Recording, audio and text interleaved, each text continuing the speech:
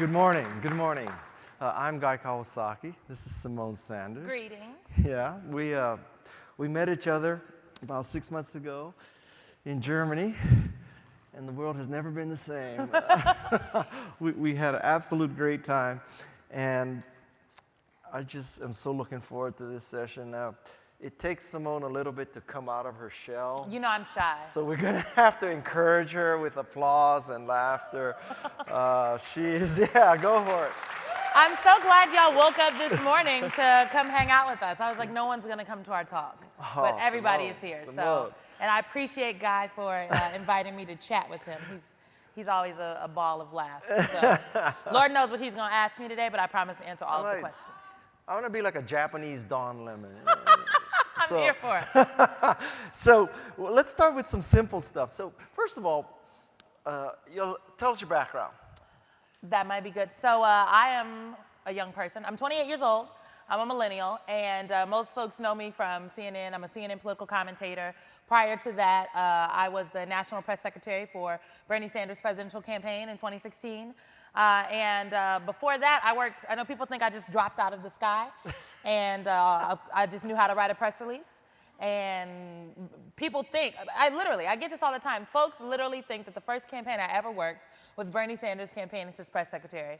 And I have literally had people tell me, well, you know, Bernie had a black issue, and it was great that you were there. And I'm like, okay, no. So I worked 15 different campaigns. I've been working campaigns since I was in college. Judges races, mayoral races, everything. And in 2014, I worked a governor's race in Nebraska for Chuck Hasselbrook. I was a deputy communications director, and we lost. But I decided, win or lose, I am moving to Washington, D.C. So I moved to D.C. I worked for a consumer advocacy think tank. I knew nothing about trade. I worked for the Global Trade Division, knew nothing. It was the hardest job, one of the hardest jobs I've ever done, but one of the most rewarding. Well, not knowing anything doesn't seem to be... Well, previously you needed some qualifications to work somewhere. I know nowadays, with the Trump administration, you just, like, proximity equals qualification. But previously you needed to know something. So I did that, and then in May of 2015, I started going on interviews, and I went on 27 different interviews.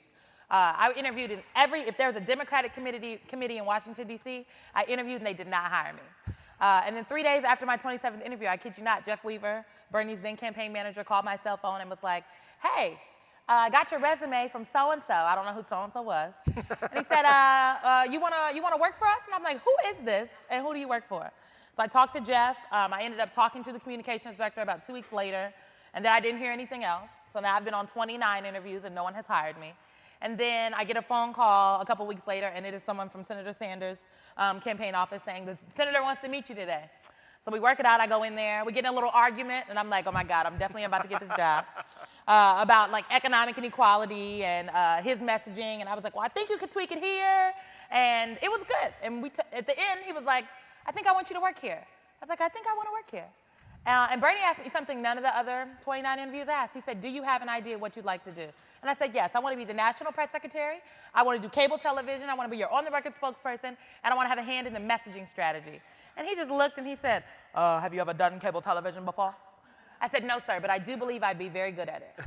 And he laughed just like that. And he was like, okay, someone's going to call you. And I said, well, sir, before we get up, do I talk coins with you? Because, you know, economic inequality.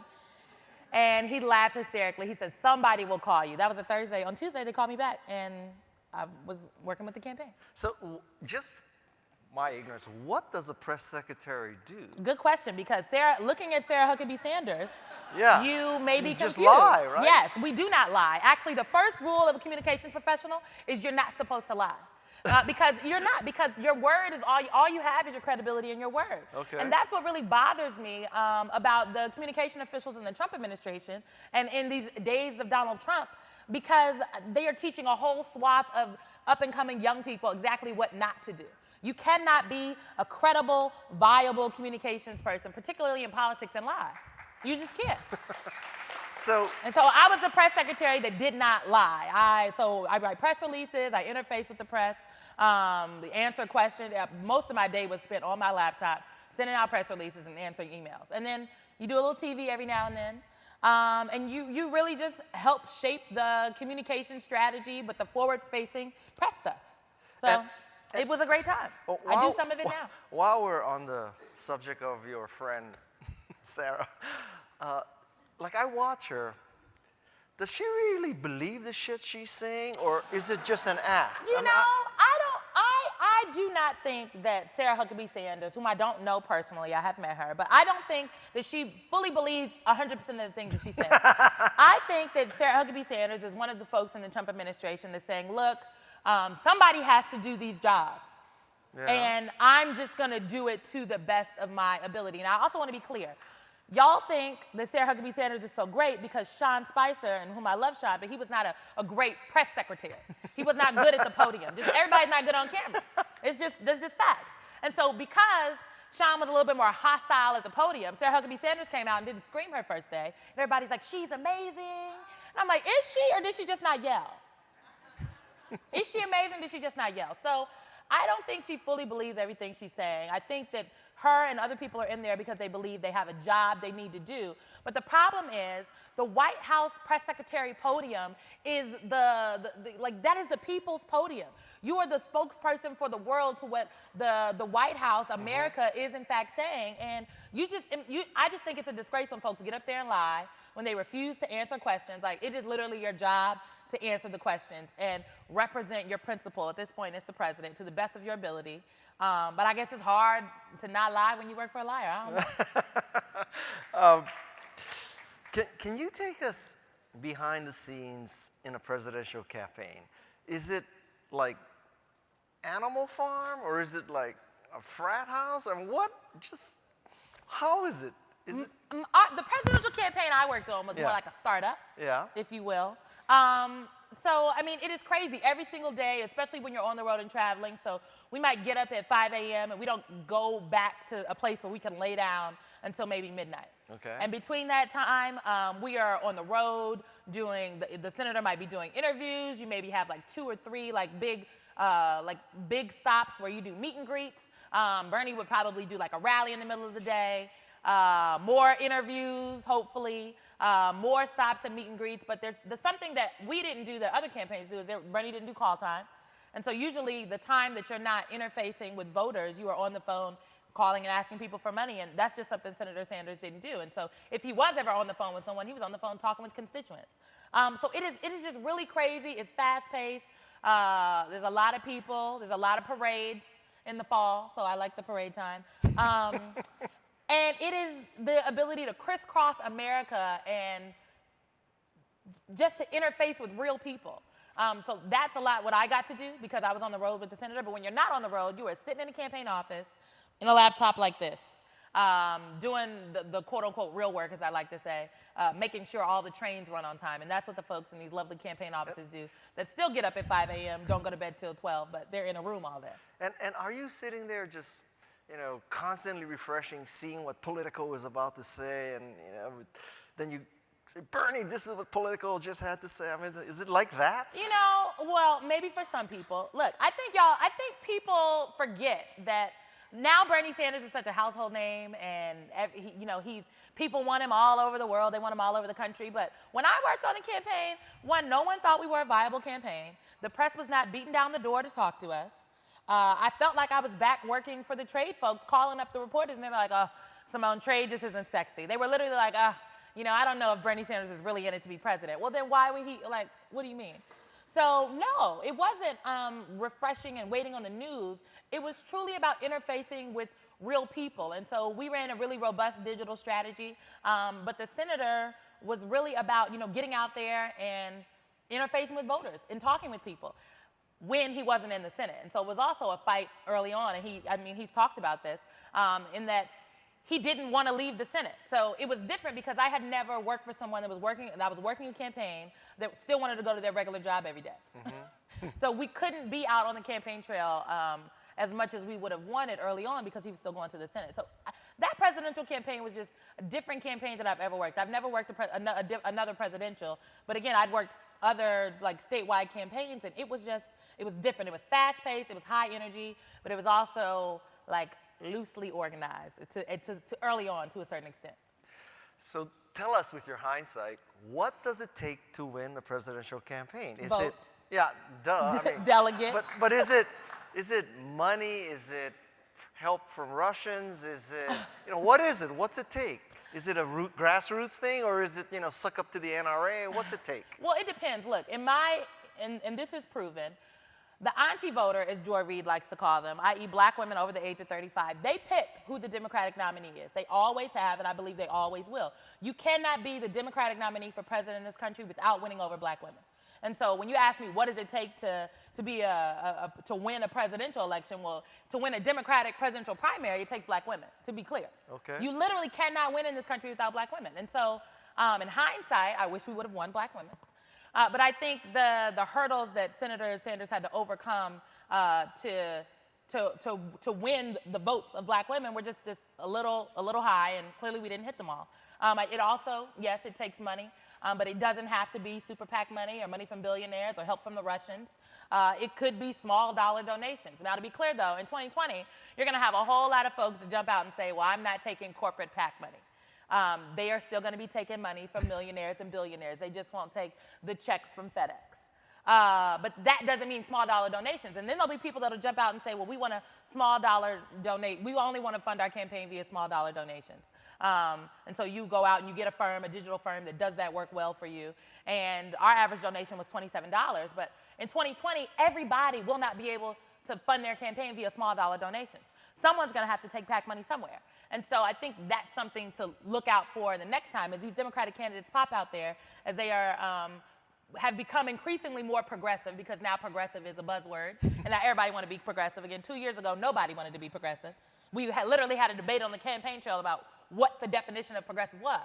As people want to flex their progressive chops a little bit more, I think you'll see folks lean in on the campaign finance arm of things and say, well, we're not taking corporate PAC money. I want to do small dollar donations. We're not going to take money from here or there. But in all actuality, you do need money from somewhere to run a campaign.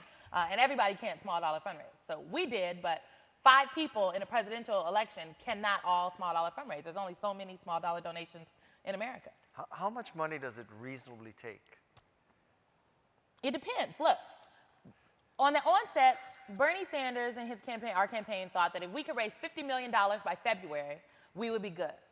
We ended up raising $50 million early in September. Presidential campaigns are expensive.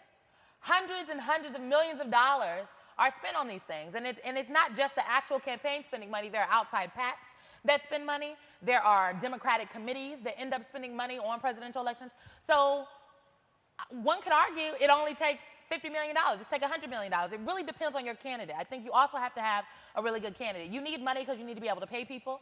You need to have offices. You need signs. You need ads. You need digital ads. You need to be able to run an operation, and that is what the money pays for. I think folks forget that, people have to still keep the lights on. There are operational costs. A rally is a really expensive thing. But you also need a really good message and a good candidate. And I think, particularly in this day and age, there are folks that will tell you that they voted for Donald Trump because he was, quote unquote, inspiring to them. Now, they look past the xenophobia, the racism, the sexism, and all the other stuff. Details. But Yeah. they were saying they wanted someone for change. There are literally people out there that are Obama-Trump voters, folks that voted for Obama in 2012 and Trump in 2016. That counts for about 8% of the electorate. But if 56 million people voted for Donald Trump, so 8% is a lot of people. These are these persuadable voters everybody talks about. And those people will say they look for change. Young people in 2016 did not come out in droves for the Democratic nominee. They will tell you that they wanted someone who spoke directly to them, who they felt was authentic and that was talking about the issues that they care about. And so I think money is just as important as the message, but the messenger is even more important. The messenger is key here, particularly for Democrats and progressives and folks on the left. And so as we go through 2018, as folks gear up for 2020, I think a real mistake that the Democrats would make, particularly the party committees, is if they continue to elevate and pick people, if you will, that are not great messengers for this moment. And who would you categorize as great messengers for this Well, moment? I don't know who. There are 59 people right now that would like to run for president on the Democratic ticket. And you will see them all throughout next year. But I think good messengers in general are people who are authentic. And so there are a number of people, like I like Kirsten Gillibrand. I like Senator Sanders. But I also like Brian Schatz. I like Jason Kander. And so just in general, for the Democratic Party, we should be putting folks out there. But I also like some of these young people. I like young activists, folks like Brittany Packnett from Teach for America. People like Alencia Johnson from Planned Parenthood, who's their director of constituency communication. Folks that I like, Julian Castro, that has been on the tour and going around lots of different places. And I think we should be elevating people and highlighting and talking about folks who are representative of the depth and breadth of America, that are also super authentic with their message. And there are a number of people, I could go down the list in the Democratic Party that represent that, but oftentimes those are not the folks being elevated. The party committees, literally, and I've made no qualms about this. I've made it very clear how I feel. The Democratic Congressional Campaign Committee has not endorsed any black candidates for 2018. There are no black candidates that are on their list of their to-watch states. The last time I checked, there weren't. The blue wave everybody talks about, there is no blue wave without black or brown people in this country for 2018. And the Democratic nominee, again, in 2020, will be picked by black women. And so I am confused about why everyone continues to talk about this very mythological, white working class voter that they think is coming back to the Democratic Party. Again, these Obama-Trump voters are a real subset and segment of people that folks don't need to talk to in 2018. But I think we need to do some persuading of our actual base. And I don't necessarily know if Democrats have got that message yet. I'm going to keep beating up the horn and talking about it, though. And what would be the 3 key points of this message? I get the 3 key points of the message would be, 1, we have to talk about issues that directly affect everybody. And the economy is an issue that cuts across the board, regardless of whatever demographic we're talking about. 2, Democrats should be talking about health care.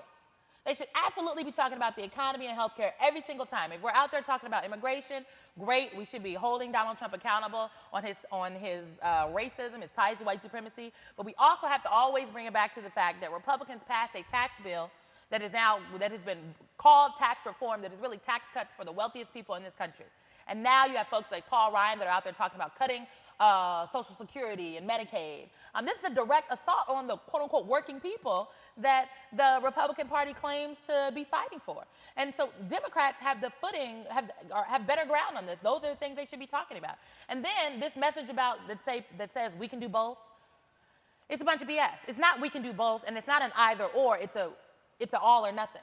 And so it's not whether we talk about the economy or healthcare or immigration. We're clearly talking about all of it because it is all equally important.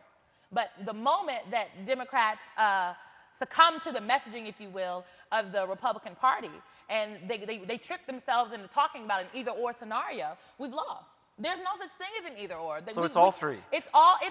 It's everything. We can talk about it all. We should absolutely we should be talking about the economy and healthcare and anything else we want to talk about. But we definitely have to mention the economy and healthcare because when we talk about those things, Democrats win. But wouldn't you say, can't the Trump administration say, well, the economy's great, so we did it?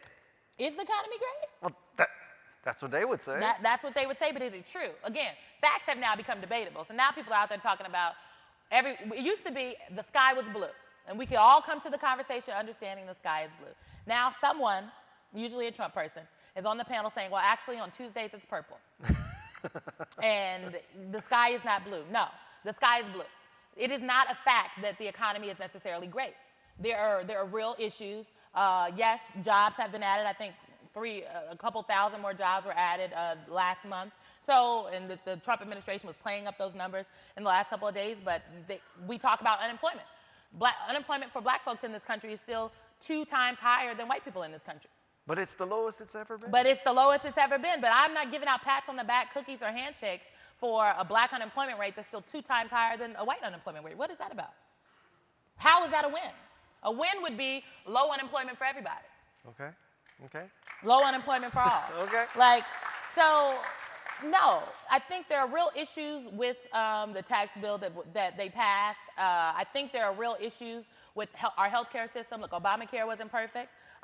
Premiums are still too damn high all over this country. Look, I just re-upped my health insurance, and I'm like, why am I paying all this money? I can't go see the doctor I want to go see. So there are things that need to be fixed. And the Republicans talked about repeal and replace for 7 years, and they came in and they had no replacement, and they couldn't get a repeal. And so now we have to fix the healthcare system. And every single day the healthcare system goes unfixed. It is on the heads of the Republican Party, and the Democrats should be continuing to talk about it. And the last thing I'll note is this Dreamer issue could be a real win, in my opinion, for progressives and for Democrats. Dreamers are ridiculously popular across the board. Democrats keep saying they stand with Dreamers, but every single time a legislative fix or option has been put on the table, Democrats fold. And so if you're saying, if your message is that we are the folks that are fighting, we're going to hold the Trump administration accountable, Republicans accountable, we're fighting on the side of everybody, the people in the states aren't necessarily seeing that, and the Dreamers aren't necessarily seeing it. And so I would love to see Democrats really go to the mat for Dreamers, because every single day that there is not a legislative fix for Dreamers in this country, 122 people lose their protective status, their lives hang in limbo, they cannot work, and people say that this isn't who we are as Americans, then let's show them and get a legislative fix. So you say Democrats fold. That means shut down the government, go to the mat? Well, perhaps. I mean, they already did it, though. I mean, look, I know, the government was shut down. For a few hours. The government was shut down for 3 days. Yeah. And then we came back, and Democrats took the same deal that was offered to them 3 days before the government was shut down. Yeah. Because they got scared. So the will to fight on the Hill for the Dreamers, I think, is not necessarily there, which is why the grassroots is so important. Institutions have never changed on their own. They have to be pushed. And so, yes, I think if it takes to shut down the government one time, maybe this is a radical opinion, but we need radical change. I'm sorry. We would still be sitting in segregated lunch counters if we were just waiting on the elected officials to come to their senses and do what they should do that should be right. So perhaps we do need to shut down the government. Okay, so there's a really great question here. I don't know if you want to put it up, but it came from the audience. This is, what are some practical measures to improve the civic engagement in local politics? What can be done practically and locally? How about automatic voter registration? Okay. When people go and get driver's license, they ask you, do you want to be an organ donor? And you might yes or no, and then you are automatically entered into the organ donor registry. Why do they not just automatically, register you to vote at 18? Because it's a Republican state legislature. No? I mean, yes, why? True, I mean, but there should be automatic voter registration. Yeah. It should just automatically. When we turn 18, there should just be a thing that comes to your house, you fill the thing out, and you're automatically registered to vote. Or how about we make it online? Can we have online voter registration, please? That would be great. Automated across the country. I just think that it's easier to volunteer than it is to vote. So when people say that young people aren't engaged or involved, I'm like, that's not true. Because young people, particularly millennials and then the zillennials, the folks that are younger than me, are the most engaged generation. We are volunteering all over the place. We're starting movements. We're activating. But it is easier to do all of those things than it is to go up and cast a ballot. The day that we have to vote, I think no one should have to go to work that day. Nobody should have to go to school, because that would make it easier to engage and vote. And so I think on just a local level, those are easy things that can happen. We should just automatically be registered to vote. Voter registration should be able to take place online. The day that you have to vote, no one should have to go to work or go to school, because people are literally being penalized for participating electorally. It's crazy. Okay. I have to ask you this, because we could continue on this, but I just need to know. So I used to watch Designated Survivor, and I used to watch House of Cards, but now I don't need to watch that. I just watch CNN. Now you just watch CNN. Yeah, so I am addicted to CNN, and I just want to know, how does CNN work? So I see you on this panel, and you guys are just tearing each other apart, right? Are we just tearing each other apart? Yeah, you really are. And I'm thinking, so is this like professional wrestling, and then after that you go back and you have a few beers, or do you guys really just go at it? What happens after somebody tells you to, well, the guy didn't tell you to shut up in person. He did tell me to shut up. But not in person. Not in person. We were not in the same room. But let's suppose he did tell you to shut up on the same panel, physically in the same place. What would happen after that? Well, I would have gone and said something to him. I mean, I spoke to him on camera, and then I would have reiterated off camera, what I said on camera. So tell us how CNN works. I mean, So one, I am very happy to be a part of the CNN family. And I'm not, but I say that, I mean, look, how many 28-year-old bald black girls you see on television? I'm serious. You don't. How many people of color on a regular basis do you see on cable news? Not a lot. Not a lot at all. And so I am very happy to be a part of the CNN family. And I'm appreciative that they recognize that my voice is important, because that's why I'm on TV, because my voice is important. I don't care what everybody else say. My voice is important. So the way that it works is, yeah, we get on these panels. And what I like about CNN, and some people can be critical, but, you know, that's your opinion. But what I like about CNN is that they build themselves as a place where you can come and get it all.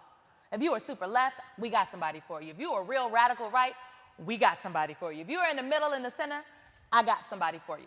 And that is what these panels are born from. And CNN is a place where you can come and you can get a little bit of everything and then make your own decision. So some people can walk away thinking that I'm a black supremacist, or that I'm the most progressive young person that our generation has to offer. You can get it all, though. But because you can get it all, sometimes when you put the real left next to the radical right, we might have an issue. Because particularly in today's day and age, the issues that we're discussing, a lot of times we end up in conversations about humanity. Like, there is no debate for me when we talk about white supremacy. Right. I just can't debate with you on white supremacy. Like, I'm not about to do that. There is no... Oh, there are good people on both sides. They're good, apparently. I haven't seen any good white supremacists lately, but maybe I need to keep on living. So when we get into conversations such as those, or conversations about race, or... Again, these are real issues that folks are dealing with every single day. And so if I'm on a panel with somebody and they tell me, oh, well, why do you always have to make it about race? A white man telling me why I always have to make it about race is, you don't understand that every day I leave the house, it is about race for me. Because people judge me before I even open up my mouth. They don't know anything about me, but they see that I'm bald and I'm black. And they make assumptions about who I am. So sometimes it gets a little rocky. On the panel, Guy, I would love nothing more than have high-level conversations about trade and economic security. But now we're talking about Stormy Daniels and white supremacists and neo-Nazis, all because y'all done put a crazy man in the White House. So this ain't on us. This is on the crazy, y'all done put the crazy man in the White House. Okay, so sometimes we go in the green room and afterwards... yeah, so when the Humira ad is running, what are you guys talking about back there? Sometimes I don't know. If it's really gotten heated, sometimes I don't speak. There was definitely a time ago where I just turned my back on someone on television. I picked up my phone and started texting because I wanted to keep my job. And had I not turned my back, y'all might not have saw me the next day. Because it was just that heated. And when we got off, I didn't have nothing else to say. I jumped up and I just walked away. But oftentimes, you know who I had a good rapport with, who's a really good friend of mine? Rick Santorum. Rick Santorum put his hand in my face one time on television. I don't speak to him. But Kayleigh McEnany. Okay. I don't know if y'all remember Kayleigh McEnany. She's no longer on CNN. I think she's a spokesperson now for the RNC.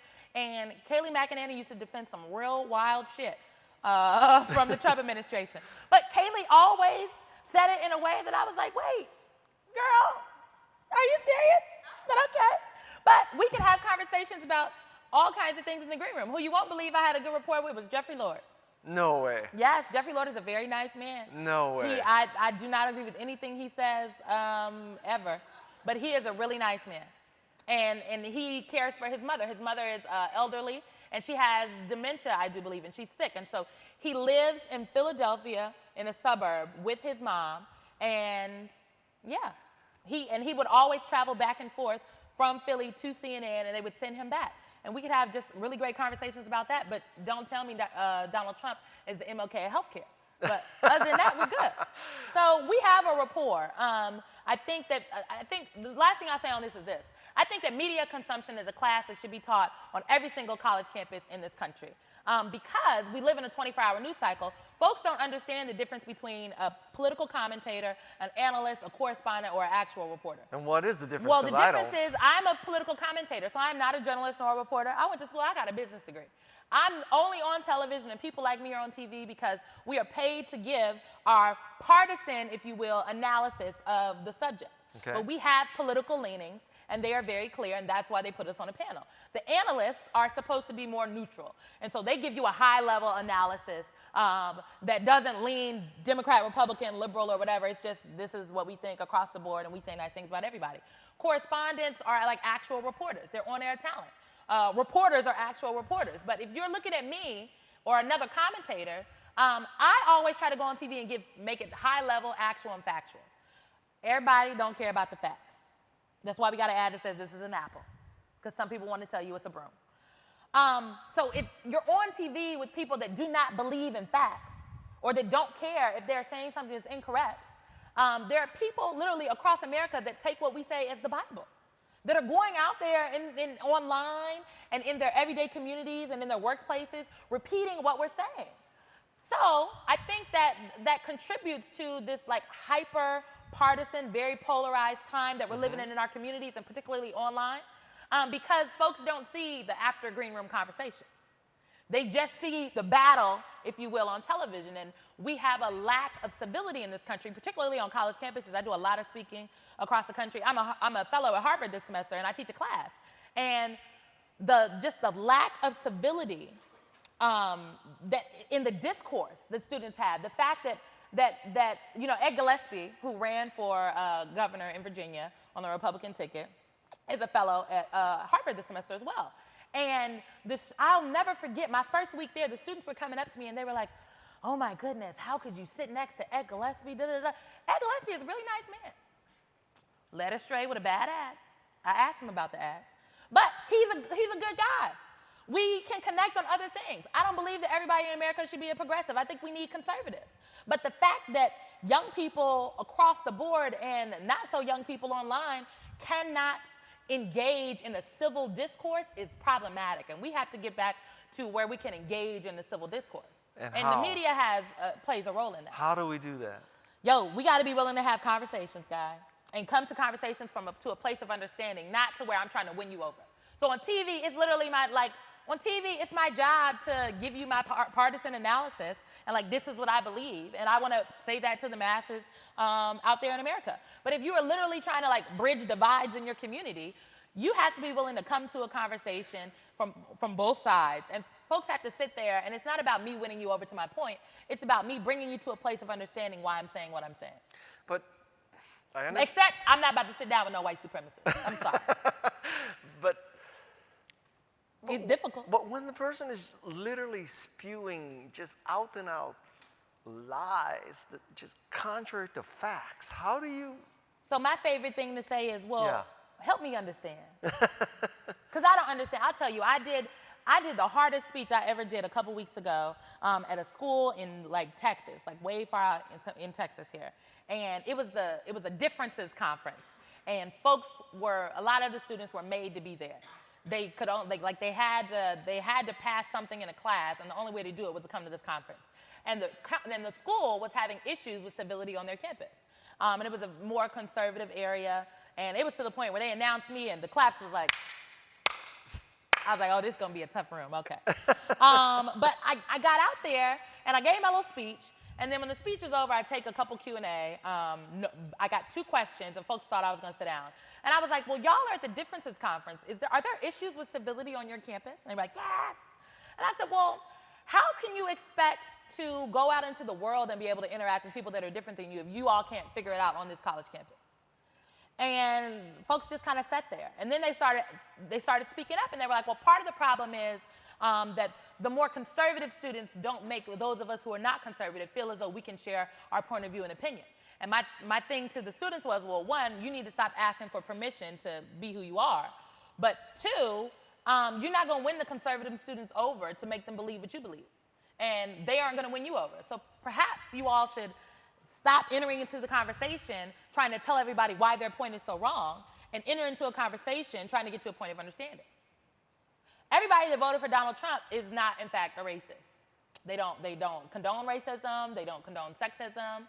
I had never said this before, but I'll say it here. My father voted for Donald Trump. He's since Your passed. father voted for Donald Trump? My father was a 64-year-old black man from Mound Bayou, Mississippi. Grew up in Clarksdale, and my father voted for Donald Trump. God rest his soul, he voted for Donald Trump. So when everyone is like, wow. Oh my goodness, all the Trump supporters are racist, well, my father was no racist. Just want to be clear, my daddy ain't racist. Y'all ain't about to talk about my daddy. But there is some level of nuance here. And so, but if we enter into the conversation thinking every single Trump supporter is a racist, well, who wants to sit down and have a conversation with a racist, right? Who wants to condone racism by entering to? So we have to get, now there are some Trump supporters who are racist. I want to be real clear. There are lots of people who are homophobic, who have issues with women in positions of power, who are misogynistic.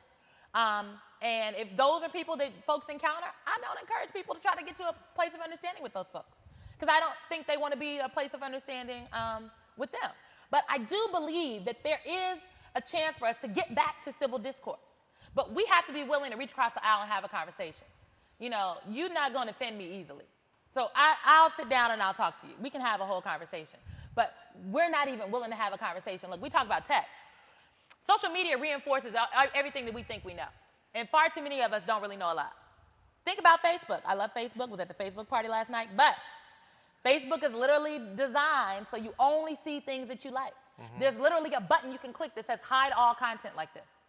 And so if, I got some numbers, 71% of millennials are on Facebook. And 31% of the millennials that are on Facebook use Facebook for news. But 71% of millennials are, in fact, on the platform. So if we are clicking around in Facebook all day, and we are one of the most connected generations, and we're clicking around in Twitter all the time, we are reinforcing what we think we know. Because we are self-selecting not to sit next to the conservative or engage with the conservative, proverbially sit next to them, engage with them online, because we don't like what they're saying. That deepens the political divides, if you will, and that does not give space for a civil discourse, because we don't even want to talk to anybody that's different from us. So first of all, y'all need to stop clicking the hide all content like this button on Facebook. That's where we can start. You think we should watch Fox? My daddy also used to watch Fox. Yeah? I watch Fox every now and then, because I just think it's interesting to see how everyone else is like, oh, the world is going to shit. And Fox is like, let me tell you what Hillary Clinton would have done today if she was president. And so I think that's interesting. But yeah, I don't necessarily know if we should be watching Fox. I want everybody to watch CNN. But I think we should look at content that's a little bit different than ours. And so maybe you should introduce 2 new pieces of content that you would not normally look at into your weekly rotation. And so if you are a CNN watcher, maybe you should watch something on MSNBC, and maybe you should read something from the Drudge Report. Because you should see what else is out there. If you're a Fox watcher, perhaps you should look at something on CNN, or look at something from the New Yorker. Read something from the New Yorker that week. Because you will get a different lens, a different point of view on what's going on. And I think that will make us more holistic thinkers, actors, agitators, thought leaders. But folks aren't looking at diverse content. So we're reinforcing what it is that we think we know. And again, we don't really know that. Okay. Tell us how you really feel. That's how I feel, y'all. So I think it's another great question here. What are some of the most common things people get wrong when forming a communication strategy? Some of the common, that the messenger matters. So it is, in fact, the message, but the messenger, in my opinion, is the most important. I also think that people do not account for a crisis communication situation at all. People create, they make things, a lot of these movements. And so there's a lot of criticism. I'll use the Parkland example, the students from Parkland. Folks are like, oh, the students, they're only able to, there's a lot of criticism, if you will, of the students, because folks feel as though that the young people from Parkland have been elevated where the young people from Ferguson or Baltimore have not, which is true. There's some truth to that. But I also think there's something to be said about a media strategy. And this is an activist movement that these young people, they also have a media strategy. These are the folks that are going to be the spokespeople out here. These are the people that are going to engage over here. These are the people that are going to write the thing over there. And all of that is really important when building a brand, an organization, but also when building a movement. And one could argue that young people movements of the last 5-10 years have not done well in elevating what I like to call credible spokespeople for the movement. And you need credible spokespeople for the movement. And I think that, among other things, the Parkland kids have been really great at zoning in on credible spokespeople for their movement. And they also just had unfortunately, this moment came together for them in a very unfortunate way. From a massacre, if you will. But the fact that these kids that have survived a massacre who lost friends and teachers can get up there and credibly stand up and say, look, this is all we're asking for. They are credible spokespeople for what they're talking about. And so I think we need credible spokespeople for movements, brands, and our communication strategy. But I also don't want people to think what I'm saying is that the Ferguson folks weren't credible. It's not that. I also think that, to be frank, the Parkland kids are more palatable for the media. Because? They wasn't putting little black kids from Ferguson. The black kids from Ferguson didn't get a town hall anywhere. The Baltimore young kids didn't get a town hall. But also, the Parkland kids were not met with tanks in their community when they decided to walk out and organize. The Baltimore and Ferguson kids were. So the situation on the ground became different. The situation on the ground was palatable to be able to have a town hall because the community rallied around the kids and the trauma that they had experienced. The community did not rally around the children in Ferguson. They did not rally around the kids in Baltimore. And that's something that we also have to be willing to talk about. I know, right? What's the next question? Yeah, what is the next question? So let's take the third one there. Oh, we don't need the first part of the third one. We just need, how would you reduce the deficit? I don't know. Look, y'all, I think we need some people that know about how to reduce the deficit to get in the room to talk about how to reduce the deficit. I am not your reducing the deficit girl. Okay. Okay, I'm going to stay in my lane, but I think that we, particularly in the Trump administration, but also Republicans on the Hill, a lot of this legislation has been rushed to the point where the experts do not get time to sit in the room with the legislators and the people writing the bills to analyze and come up with something great. And so first, how would we reduce the deficit? Well, if I knew, I would probably be like a gazillionaire and the deficit would in fact be reduced. I don't know how to best reduce the deficit, but I think the people that need to get in the room to figure it out, and we're not putting the right people in the room. Case in point, the Trump administration rolled out a thing about tariffs the other day because Donald Trump felt like he wanted to roll out something about tariffs. And they felt rushed to the point where they were willing to do a symbolic signing of a proclamation from the White House. This is the White House. We don't have to do symbolic signings of proclamations. We can actually create policy, but you have to let the policy people into the room. And there is a lack of policy people in the room, frankly, because some people don't want to put their credibility on the line in this moment. Y'all shouldn't have elected a crazy person as president. Well, where do we go from here? I mean, that can't be the answer. You all shouldn't have elected a crazy person as president. I mean, what do you, look, elections have consequences. The Republicans like to say elections have consequences. Elections have consequences. Yeah. The crazy person is in the White House. And the fact of the matter is, because the crazy person is in the White House, very credible people that can do their jobs extremely well on the conservative side do not want to work there. I encounter folks every single day that I'm like, oh, well, you just might need to go up in the White House. And they're like, I'm not going. People that the White House has actually called, that they have declined to go because they do not want to put their families through that and their credibility on the line. That is a very real thing that comes from electing a crazy white supremacist sympathizing president. But how do we break this cycle? Impeach the president. Like, what do you want me to say? You gotta wait till we can elect a new president. Elections have real consequences. So unfortunately, we are stuck with Donald Trump. How we make it a little bit better, though, is that, hello, we have 3 branches of government. Congress is actually a co-equal branch of government. Shocker. I know Paul Ryan makes you feel like he has to kowtow to the president, but he does not. And Congress, particularly Republicans in Congress, could do a way better job of holding Donald Trump accountable. Because if President Obama would have tra-la-la'd out there the other day with a proclamation on the tariffs, the Republicans would have burned him at the proverbial stake. They would not have allowed that to happen. They would say he is eroding everything that we stand for. He is an imbecile. They would have just went in. And then they would have marched up to the White House and demanded this, and that happen. Because they can do that because they're a co-equal branch of government. And what is going to make the Republican Congress refute Trump? So because Trump is still very popular with the Republican base, they will not refute him. Okay. So the language needs to be, because messaging matters. It's not that the Republican Congress needs to refute Trump. I would like to refute Trump, but I know that they can't do that. They need to do their jobs and hold the president accountable. And the messaging is, we are a co-equal branch of government. Folks did not elect Paul Ryan, Mitch McConnell, and everything else to go there and simply do Donald Trump's bidding. They want them to do their jobs, and their jobs sometimes require them to push back against the White House. I have yet to see, except for the tariffs. The tariffs is the only way where Paul Ryan, like, low-key tried to push back because he sent out, like, stuff speaking very badly about the tariffs on the Hill, like in a kind of like mean girl, roundabout kind of way.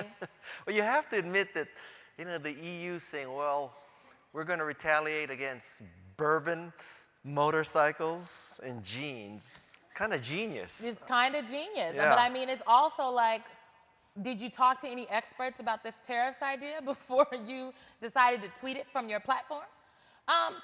It's not about the Republicans have to refute the president, but they should be nuanced in holding him accountable.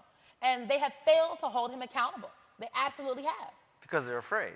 I absolutely think they're afraid. They don't want to be on the butt end of Donald Trump's, they don't want to be on the other side of his Twitter fingers. I truly believe that's the problem. Donald Trump has struck such fear into the Republicans that they feel as though that they cannot continue to do their jobs if they come out against him in any way, shape, or form or attempt to hold him accountable. That's why you see all these Republican members of Congress retiring.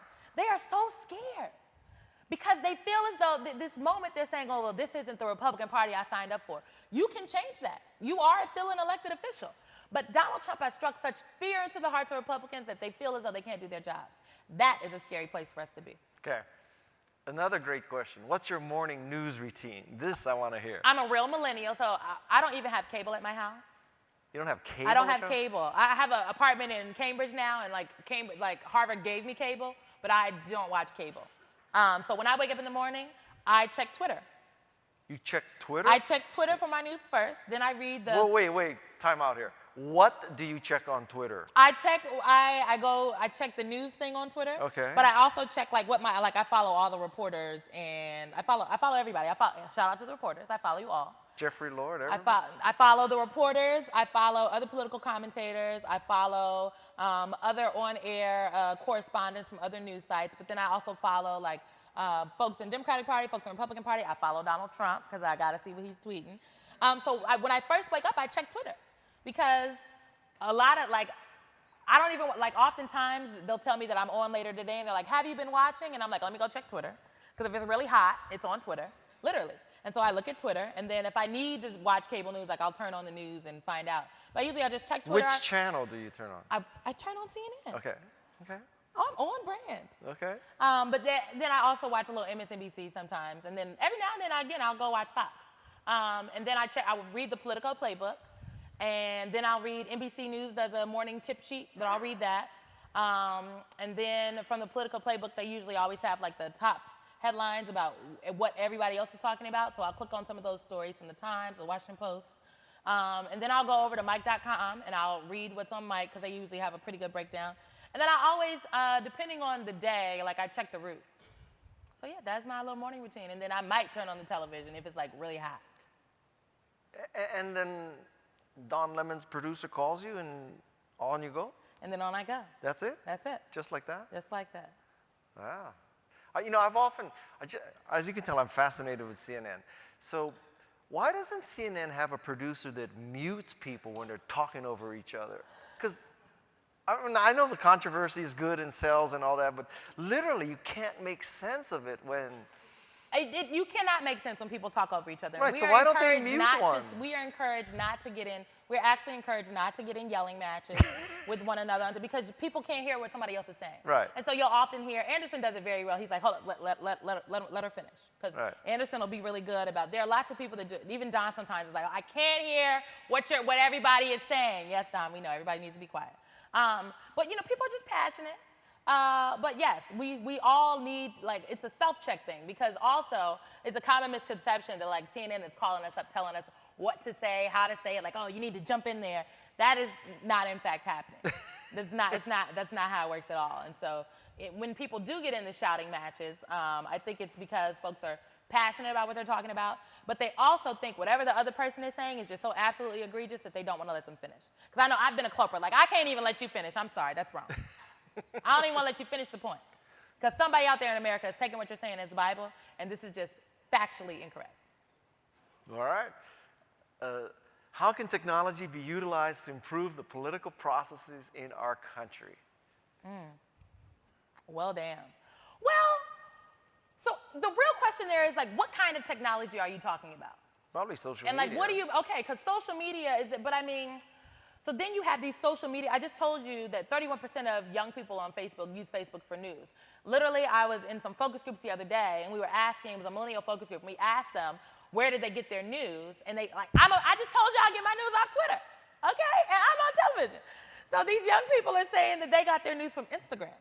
Instagram? They said Instagram. They got news from Instagram? They were getting news. They said sometimes they get their news from Instagram. About Other Kylie young Jenner's people- new lipstick? What? The shade room, Guy, the shade room. Okay. Y'all need to check the shade All room. right.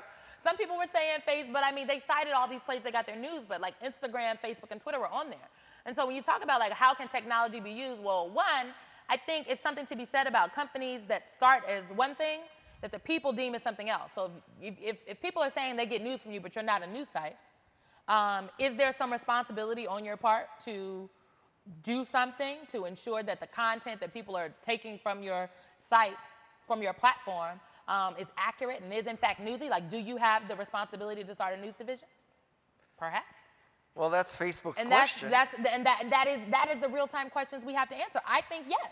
I think that there is a, so when we talk about social media, I do think there is a responsibility on these companies.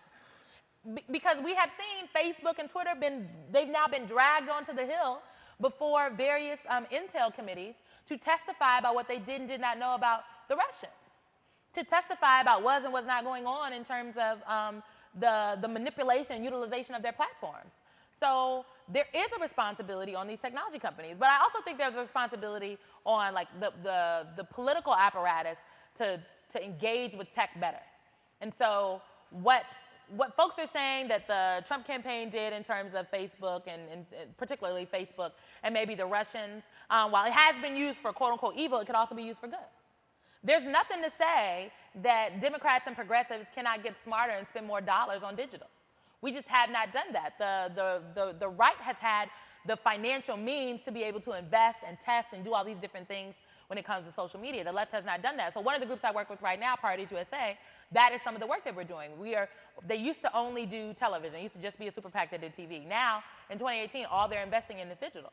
So what do you think Facebook, Twitter, what is their responsibility? Like, how do you divide Facebook, you should not be pushing this stuff out versus free speech?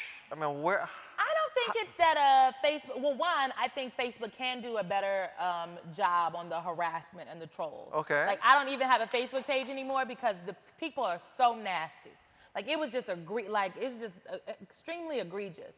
Can I give you a tip there? Give me the tip. Okay, so on Facebook, you can hide comments.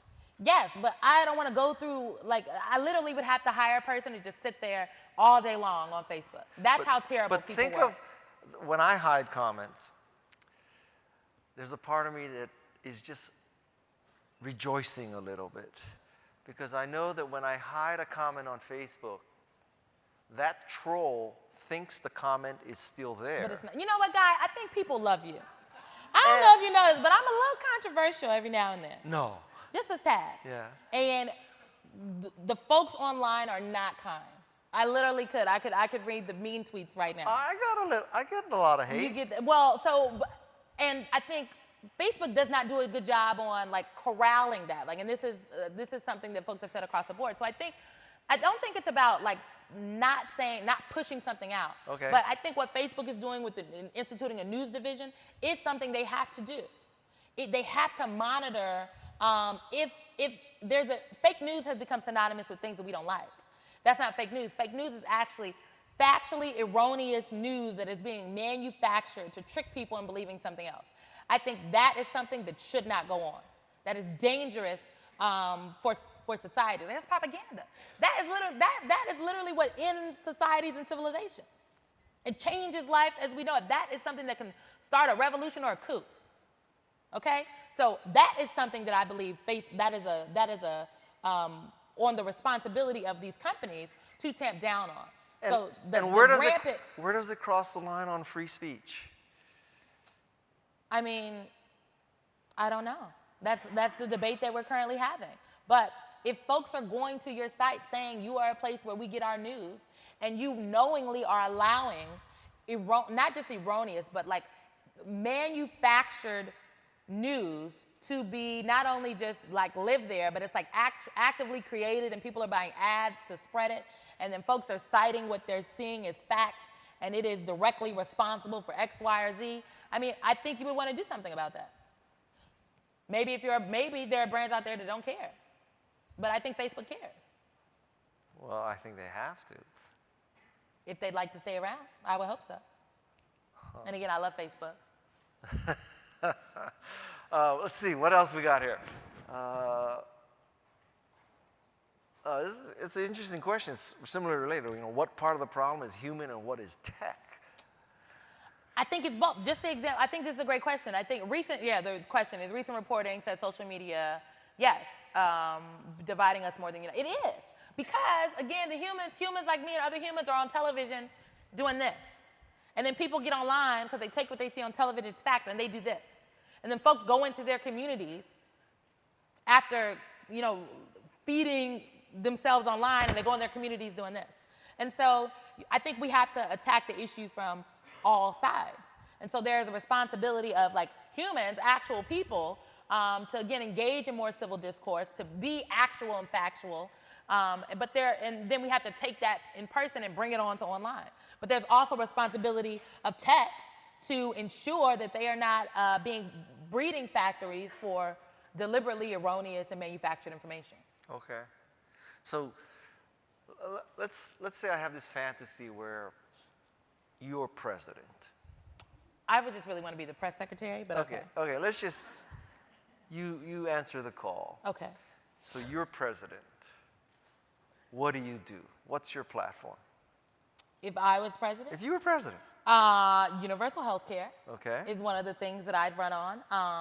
I would run on closing the wealth gap. The fight for the gap between the richest people in this country and the poorest people in this country is the largest it has ever been. And you do that how? Well, we would need to get some people together, but that'd just be my platform. I want to be clear. Do you really think that people out here voting for individual, there are some very highbrow, voters in this country that want to know specifically what so-and-so is going to do about the deficit. That's not every voter. Obama ran on hope and change. I want to be real clear. Folks elected Obama for hope and change, and they thought he was really smart. And he had some other policy proposals, but people will tell you they came out and they voted for him for hope and change. Yeah. Folks voted for Donald Trump because he was going to make America great again. They also thought that some people said that he ran businesses, and so he was a smart businessman. And then he was like, I'm going to put the generals around me, so-and-so, so-and-so. So you think people voted for Bernie for a political revolution. So folks came out and they believed what he was saying high level about the issues. And so I think that we need to have a good mix of, so like I would tell you, I would run on reducing economic inequality. How would I do that? Well, if you would give me 10 more minutes, I could put a better platform together and get you a few more details under the iceberg tip, if you will. Yeah. 10 minutes, I could have that. But I would think you need a couple bullet points to support what you're doing. And then eventually you would need a policy paper or 2 or 3 or 4, depending on your issue. But voters want to know that you have an overarching just message and direction for what people want. And I think that is why people did gravitate to Senator Sanders. So you're saying it's fundamentally marketing, right? It's fundamentally Nowadays, it's fundamentally, but folks also want to know, particularly the auntie voter, they want to know that you can do the job when you get there. So it's marketing, but they want to believe, again, they want to believe in what you're selling. But it's marketing, you're saying, at a high level. So Apple is ease of use, Volvo is safety, Yep. Ferrari is sexy, Make America Great Again is Trump, Hope and Change is Obama. It's at that level. It is. At the very basis of it, that's what it is. Now, you have to build some things around that, but I think folks that don't do well are the people that have the other things first, and then they don't have the centralized thing. For example, you can't tell me what Hillary Clinton's, what was her, if I asked you to sum up Hillary Clinton's campaign, what would you say? What was her tagline? What was her thing? You can't tell me, and because you can't tell me, I don't know. That's why she lost. Yes. Well, yes. There are multiple reasons why Hillary Clinton is not the 45th president of the United States, but that issue that you cannot tell me it was That is stronger true. together. That is literally true. It was stronger yes. together. But the fact that you couldn't tell me that it was stronger together is part of the Stronger issue for together. voters. That was it. Stronger together. That God, was it. I didn't even. How many of you remember that? That's not a good number. It's not. Yeah. But everybody knows Make America Great Again. Everybody remembers hope and change. Bernie talked about the political revolution, the economy. The irony is that I think America is in such a bad position right now, maybe not economically, but just psychically, that now the next viable presidential candidate could use Make America Great Again as a slogan and mean it this time. It's now relevant. It's kind of a scary place. It's kind of a scary place. I don't necessarily know if Make America, particularly for the Democratic candidate, if Make America Great Again would speak to the auntie voter. How about Make America Civil Again? Make America Civil Again, maybe, but that doesn't inspire you. Yeah, so the that's other true. thing is, voters want to be quote unquote inspired by their presidential candidate. They also want to be inspired by all the other candidates, which is also an issue. Because I think, particularly young people, millennials, like Obama was the first person I could vote for. It was the first time I could cast my vote. And so Obama, I think, spoiled us to the point where many young voters believe that their elected officials should give them the Obama model. They should be inspiring. They should be able to give amazing speeches. Great family. Yeah, great. Like they should just make you want to jump up, scream, hallelujah, I want to give you all my money and go work for you. And so there were a number of folks, younger people who are like, so-and-so just doesn't inspire me. And while I would hope that our elected officials could be inspiring with their words, I would rather that they're inspiring with their actions. And I think that many more elected officials are more like Hillary Clinton than Obama. And folks across the country. And so if you are looking for the Obama model when you want to like cast your ballot for state legislator or mayor or governor, you might strike gold, but you're going to be sorely mistaken in my opinion. It's like saying, I want my CEO to be like Steve Jobs. Exactly. There's only been one Steve There's Jobs. only been one Steve Jobs. Yes, yes. Well, we have reached the end of our time, so please join me in thanking Symone Sanders. Thank you. Thank you. This is good.